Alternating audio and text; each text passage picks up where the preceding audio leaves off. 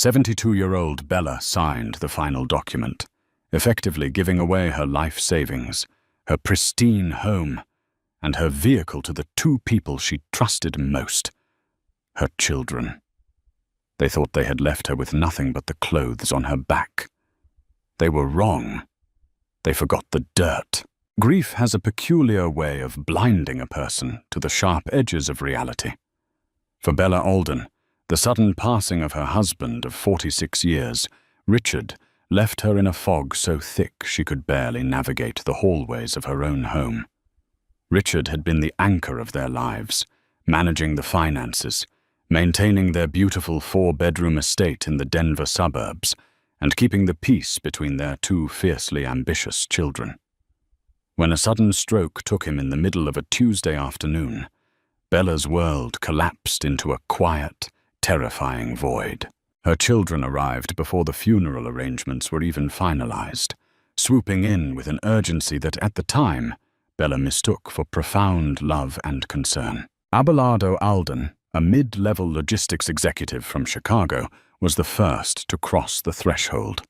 He wore his tailored Italian suits like armor, and possessed a smile that never quite reached his eyes. Close behind him was his younger sister, Caroline Smith, a ruthless real estate agent from Seattle, whose every interaction felt like a calculated transaction. "Oh, Mom, you shouldn't be alone right now," Caroline had cooed, embracing her mother while her eyes darted around the immaculate living room, silently appraising the antique furniture and the custom oak built-ins. "We're going to take care of everything. You just rest." And take care of everything they did. The manipulation began subtly, masked as protective diligence. 3 days after Richard was buried beneath the damp Colorado soil, Abelardo sat Bella down at the kitchen table. He placed a thick stack of legal documents before her, flanked by a man introduced as Reginald Hayes, a private wealth attorney with a slicked-back hairline and a rehearsed, empathetic nod. "Mom, Dad's estate is a mess," Abelardo explained, his voice dripping with fabricated exhaustion. "The government is going to tax you into oblivion. Medicare could come and take the house if you ever need assisted living. We need to protect you. We need to protect what Dad built." Bella, exhausted, heavily medicated for her nerves, and drowning in sorrow, merely nodded. "Whatever you think is best, Abelardo. Your father always handled the paperwork." Under the guise of an irrevocable living trust, designed, they claimed, to shield her from the predatory grasp of probate and taxes, Bella signed away her autonomy. The legal jargon was dense, but the result was devastatingly simple.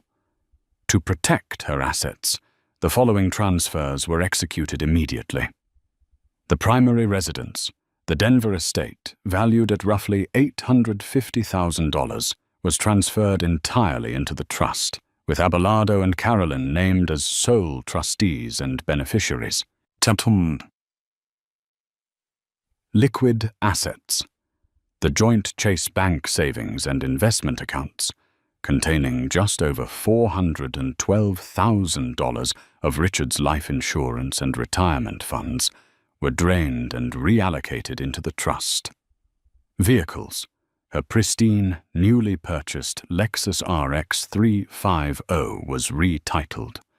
Abelardo claimed it was an unnecessary liability for a woman her age. "It's just on paper, Mum," Caroline had promised, squeezing her hand. "Nothing changes for you. We're just holding the keys to keep the taxman away." The illusion of their benevolence lasted exactly 2 months.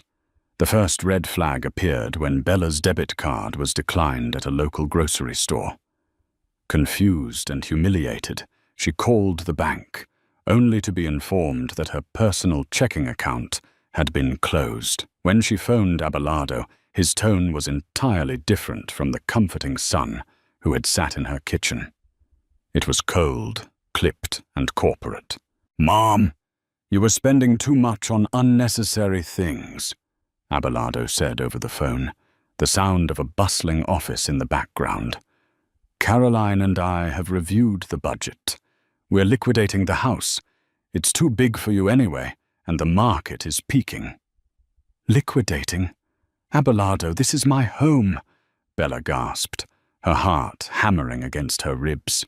"It's the trust's home, Bella," he corrected, dropping the mom entirely. "And as trustees, we have a fiduciary duty to maximize the estate's value. Caroline has already found a buyer. You have 30 days to pack." The betrayal struck her with the force of a physical blow. She tried to fight it, but lawyer after lawyer told her the same thing. She had signed away her rights of her own free will. Reginald Hayes had ensured the documents were ironclad. Her children had effectively staged a legal coup. When the house sold, Abelardo and Caroline didn't move her into a cozy condo or a vibrant retirement community. Claiming that Richard's investments had gone sour and that funds were desperately tight, they placed Bella in Sunset Pines, a dismal, low-tier assisted living facility on the industrial edge of the city. Sunset Pines smelled perpetually of boiled cabbage, strong ammonia, and quiet despair. Her room was no larger than a walk-in closet, featuring a single twin bed and a window that overlooked a sprawling parking lot. Her children stopped answering her calls. Their visits were non-existent. They had extracted every ounce of financial value from her life and discarded the human remains. For weeks, Bella sat in the stiff armchair by the window, watching the taillights of cars fade into the distance. She was entirely dependent on a meager $1,200 monthly Social Security check, most of which went straight to the facility to cover her room and board. She felt like a ghost, haunting the fringes of a life that had been stolen from her. But beneath the crushing weight of her depression, a tiny, resilient spark began to flicker. Bella Alden was not born into wealth. Before she was Richard's wife, she was Harrison Gable's daughter. And Harrison Gable was a man who knew the value of dirt. One rainy Tuesday, Bella found herself rummaging through the single cardboard box of personal files she had been allowed to keep. Amidst old birth certificates, faded photographs, and expired passports, her fingers brushed against a thick, yellowed envelope. Inside was a heavily creased, notarized deed dated 1974. It was for 45 acres of agricultural land in Oak Haven, a forgotten, rust-belt town in rural Iowa. Her father, Harrison, had purchased the land during the height of the Cold War. He was a deeply paranoid but fiercely intelligent man who ran a successful hardware distribution company. He didn't trust banks, he didn't trust the government, and he certainly didn't trust the stock market. When he died, he left the Oak Haven plot solely in Bella's name. During the frantic asset grab 2 months prior, Abelardo and Caroline had actually seen this deed. Bella vividly remembered Abelardo holding the yellowed paper by the corner as if it were infected. "What is this?" Abelardo had scoffed. "It's a farm my father left me in Iowa," Bella had murmured. Caroline had immediately looked it up on her tablet. She let out a derisive snort. "It's 45 acres of toxic scrubland in a town with a population of 400. There's a collapsed shack on it. The county assesses the whole thing at basically 0 because it's completely un-arable. We are not putting this in the trust," Abelardo had decided instantly, tossing the deed back into Bella's box. "I'm not inheriting a $300 annual property tax liability for a patch of useless weeds. Keep it out of the filings." In their unquenchable greed, they had been so focused on liquid cash and prime real estate that they had entirely dismissed the dirt. Sitting in her dreary room at Sunset Pines, Bella stared at the deed. It was the only thing in the world she still truly owned. It wasn't much, but it was hers. A sudden, fierce resolve ignited in her chest. She refused to wither away in this ammonia-scented purgatory. The next morning, Bella packed her single suitcase. She waited for her social security check to clear, walked to the nearest ATM, and withdrew the modest remainder of her funds. Without a word to the nursing staff, she ordered a cab to the Greyhound station and bought a one-way ticket to Iowa. The journey took 2 grueling days, the landscape shifting from the towering mountains of Colorado to the endless, flat expanses of the Midwest. When the bus finally deposited her at a cracked gas station at the edge of Oakhaven, the reality of her decision set in. The town was exactly as Caroline had described it, a forgotten relic of the past, dotted with boarded-up storefronts and rust-eaten silos. She used a portion of her cash to hire a local teenager with a battered pickup truck to drive her out to the property. As they turned off the main highway onto a deeply rutted dirt road, Bella's heart sank slightly. The farm was overgrown to the point of being a wilderness. Wild blackberry bushes and thick, creeping ivy had swallowed to the landscape. The original farmhouse was still standing, but barely. Its paint had long since peeled away to reveal grey, weathered wood, and the front porch sagged under the weight of decades of neglect. Yet, as Bella stepped out of the truck and inhaled the crisp, unpolluted air, she didn't feel despair. She felt a profound sense of freedom. For the first few weeks, survival was a brutal challenge. The farmhouse had no electricity, and only a hand pump well for water.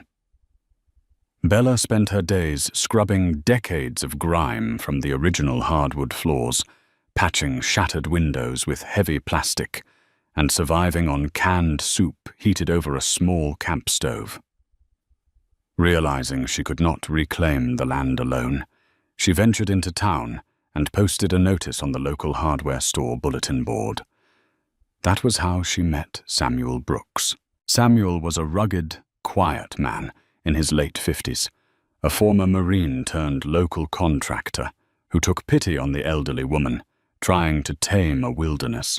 For a drastically reduced rate, he brought his heavy equipment out to the Gable farm to help her clear the dense brush encroaching on the house. "Your daddy let this place go back to nature, Mrs. Alden," Samuel noted one afternoon, wiping sweat from his brow as his old John Deere tractor idled nearby.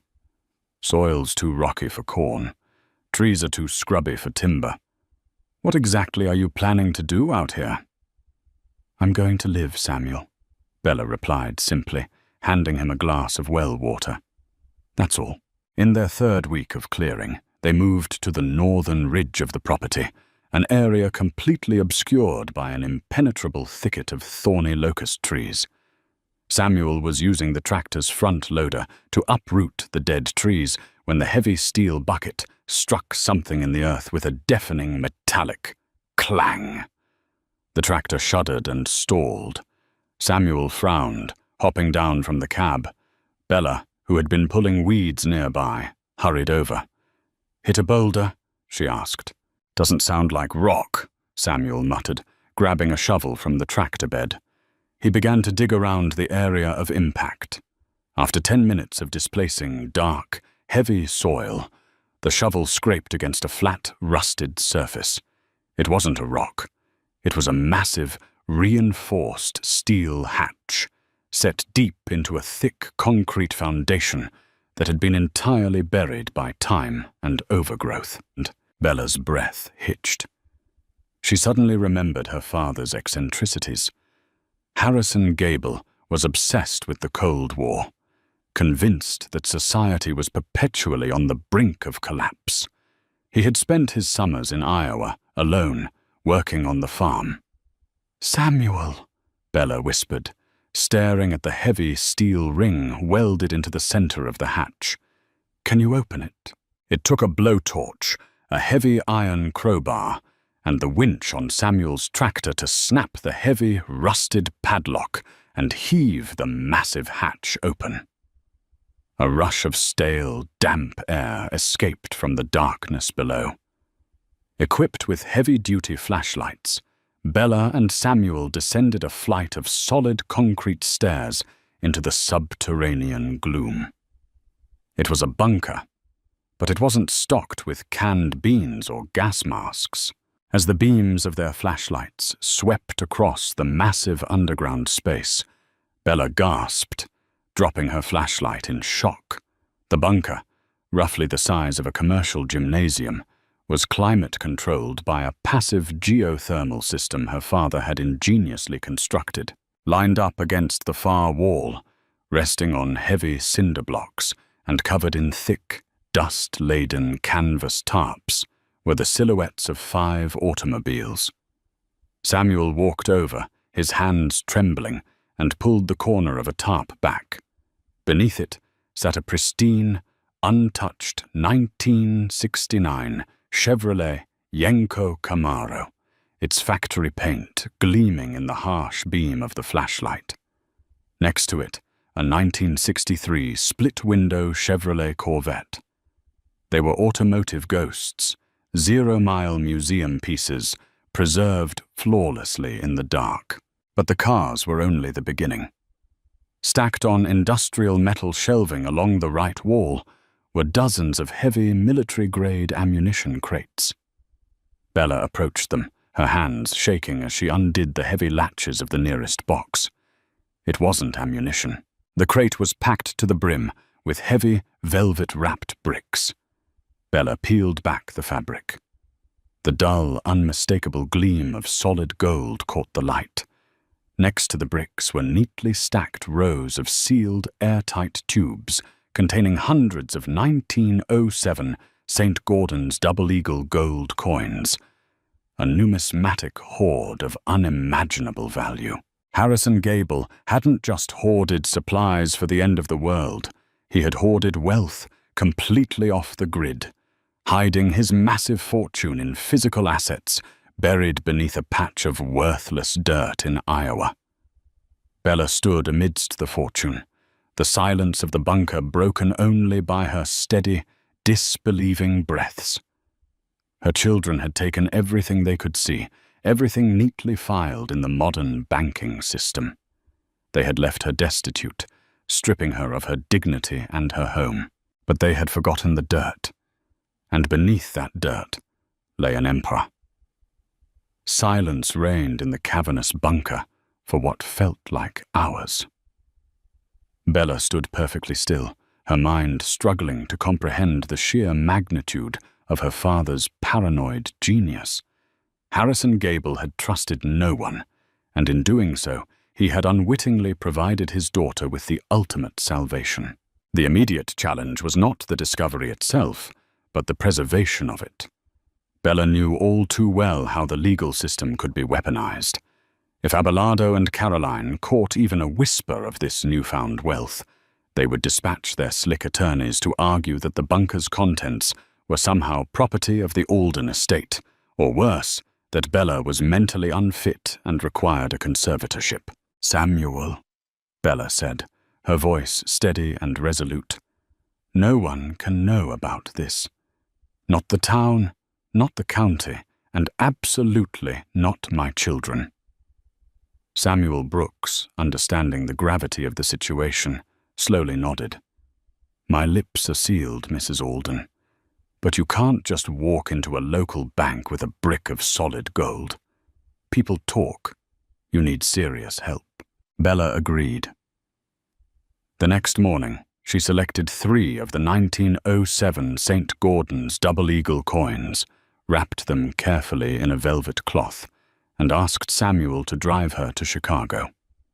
She bypassed the flashy modern financial districts and directed him to a discreet, heavily guarded numismatic and bullion dealership run by an old acquaintance of her late father, a man named Gregory Langdon. Gregory, a sharp-eyed evaluator of rare antiquities, nearly dropped his magnifying glass when Bella presented the coins. They were not just gold. They were flawlessly preserved historical artifacts. Within an hour, Bella walked out with a cashier's check for $85,000, and the business card of someone Gregory promised could handle the rest. That someone was Winston Pierce. Operating out of an unassuming office in downtown Chicago, Winston was a brilliant, eccentric wealth management attorney who specialized in extreme privacy and asset protection for high-net-worth individuals. When Bella sat across from him and laid out the photographs Samuel had taken of the bunker, Winston's usual stoicism cracked into a wide, predatory grin. "Your children played a very sloppy game of chess, Mrs. Alden," Winston chuckled, reviewing the irrevocable trust documents Abelardo had forced her to sign. They specifically excluded the Oakhaven parcel to avoid property taxes. In doing so, they completely severed any legal claim to the land and anything found upon or beneath it. Legally speaking, this is entirely yours. Over the next 6 months, Winston orchestrated a masterclass in covert asset liquidation. He established a blind corporate entity named Gable Holdings, LLC, registered in Delaware, with Bella as the sole anonymous shareholder. Through highly secure private auctions, the pristine classic cars were quietly sold to elite overseas collectors.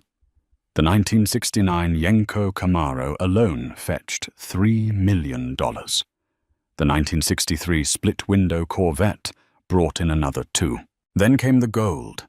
Winston negotiated private transfers of the bullion to secure offshore vaults, liquidating just enough to fund Bella's new life. When the final tallies were completed, the abandoned dirt farm in Iowa had yielded a staggering net worth of $42 million. With her fortune secure, Bella went to work on Oakhaven. She did not want to leave the farm. She wanted to transform it. She hired Samuel Brooks as her permanent estate manager, paying him a salary that made him weep with gratitude. Together, they brought in out-of-state contractors who were bound by strict non-disclosure agreements. They restored the original farmhouse, keeping its charming, rustic exterior, but completely gutting the interior. It was outfitted with heated Italian marble floors, a chef's kitchen, custom mahogany woodwork, and floor-to-ceiling reinforced windows. The surrounding acreage was cleared and manicured into rolling, pastoral gardens. To ensure absolute privacy, a 10-foot wrought-iron security fence was erected around the perimeter, complete with biometric gates and discreetly placed surveillance cameras. Bella Alden traded her threadbare Sunset Pines cardigan for tailored cashmere. She no longer looked like a frail, grieving widow. She looked like a queen who had finally ascended her throne. And while she rebuilt her empire in the quiet heartland of Iowa, the empire her children had stolen was rapidly crumbling. Abelardo Alden fancied himself a financial genius, but he was merely a beneficiary of a booming market. When the commercial real estate sector took a sudden, violent nosedive, the funds he and Caroline had stolen from their mother were caught in the crossfire. Abelardo had used the Alden Trust as collateral to secure massive loans for a speculative high-rise project in downtown Chicago. Caroline had done the same, over-leveraging her real estate brokerage in Seattle to buy up luxury properties that suddenly no one wanted. When the market corrected, the banks came calling. Within a year of abandoning their mother, both siblings were drowning in 8-figure debt. The liquid cash from Richard's accounts was gone. The money from the sale of Bella's Denver home had evaporated. They were facing total bankruptcy, and in Abelardo's case, potential federal indictments for misusing trust funds. Desperation makes people predictably pathetic. Abelardo, scrambling to find any remaining assets to liquidate, remembered the useless plot of land in Iowa. He figured he could force his mother to sign it over, sell it to a commercial farming conglomerate for a few $100,000, and use the cash to pay his defense attorneys. When Abelardo called Sunset Pines to locate Bella, the head nurse informed him she had checked out over a year ago, leaving no forwarding address. Panic setting in, Abelardo hired a cheap private investigator who traced Bella's social security number to Oakhaven, Iowa. Abelardo immediately called Caroline. "She's at the farm. We need to drive out there right now. We'll tell her the trust requires the land. She doesn't know any better."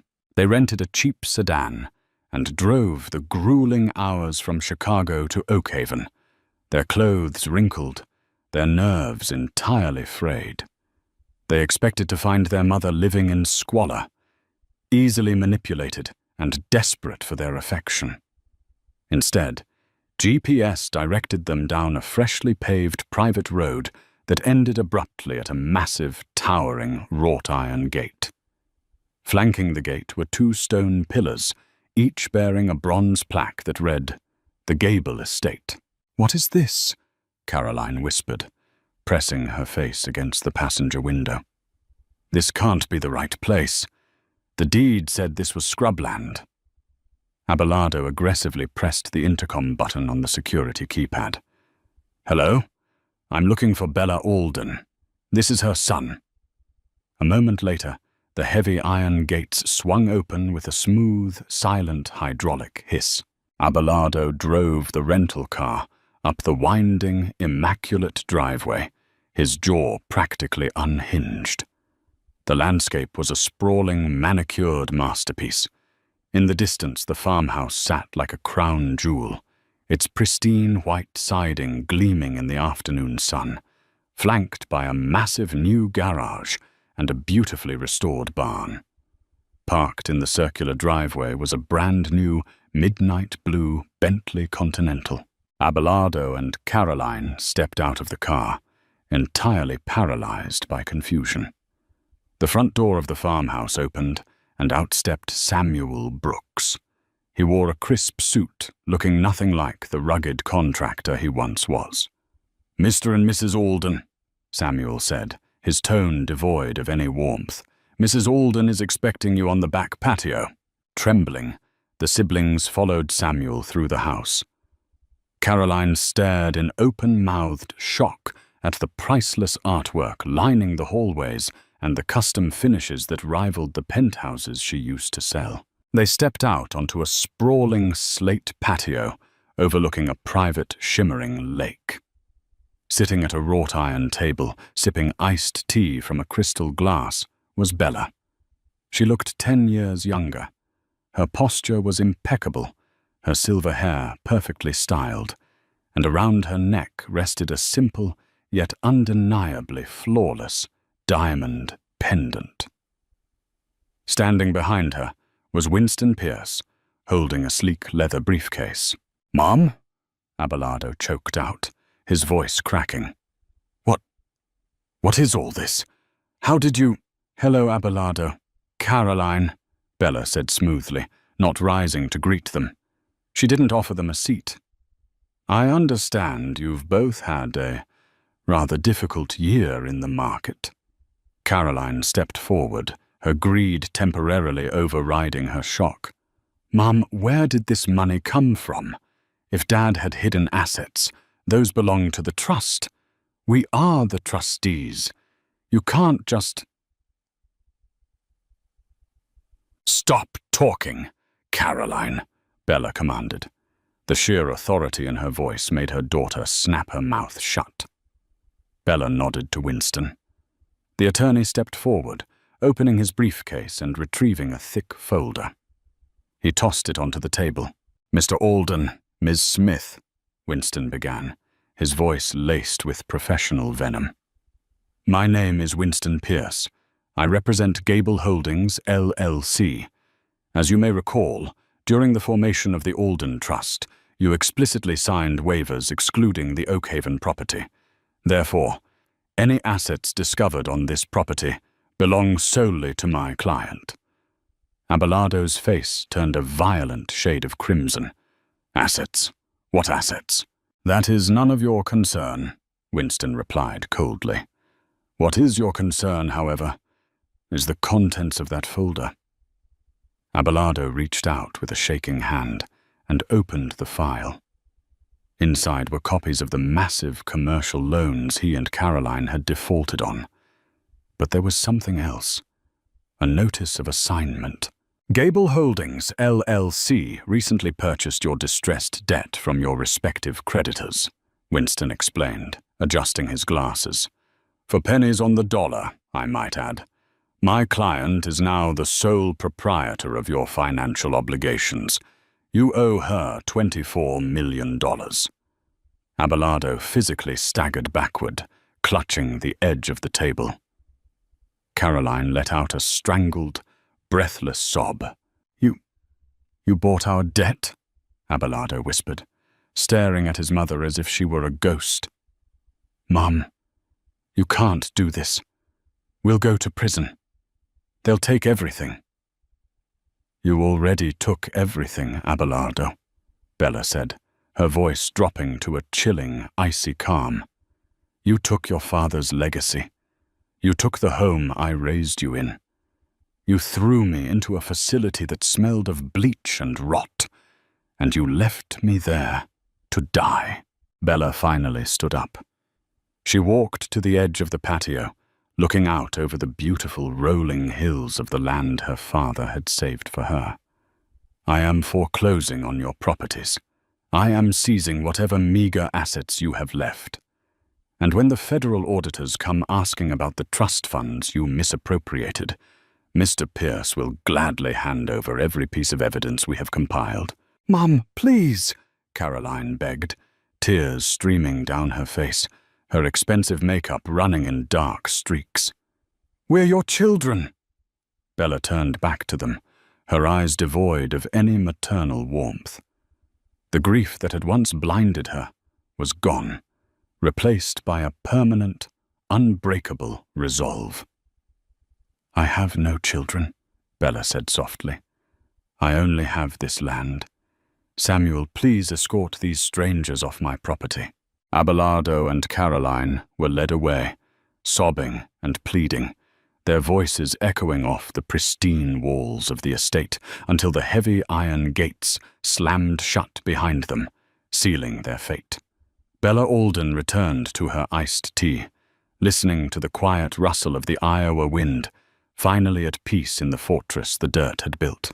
If you were captivated by Bella's stunning journey from a discarded widow to a powerful mastermind, please hit the like button and share this story with your friends. Betrayal might sting, but absolute justice is deeply satisfying to witness. Don't forget to subscribe to our channel for more incredible real-life stories of hidden fortunes, shocking family drama, and ultimate revenge. Drop a comment below telling us what you would do if you found a secret bunker. See you next time.